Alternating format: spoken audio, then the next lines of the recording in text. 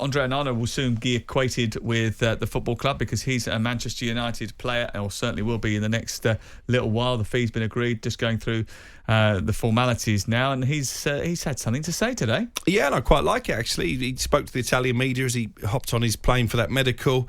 He said it's exciting to work with a coach who, for him, is the master.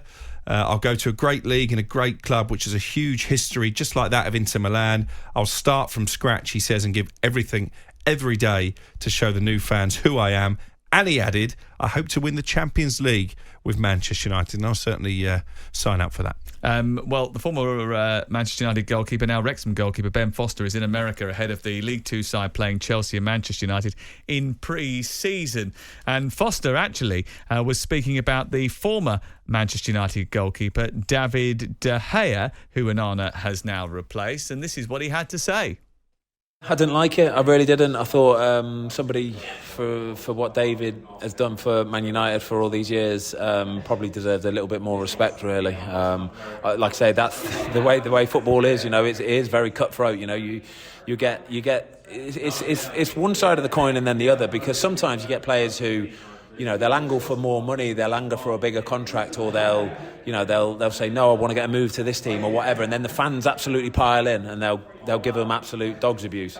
But then you've got the other side of the coin of what we've seen with David De Gea, who's given Man United the best part of 10 years of service, Player of the Year, 3 or 4 years. I just think that the way that they dealt with it shouldn't have been like that. It really shouldn't. Ben Foster speaking about David De Gea, not happy about the way that was handled. You understand that? Yeah, I don't think it was handled brilliantly on either side, to be honest. I think he took too long to actually indicate that he wanted to take a pay cut and sign a new contract. I think then having verbally agreed a deal to then take it away, well, I think that is the correct decision, because I think United do need a new number one.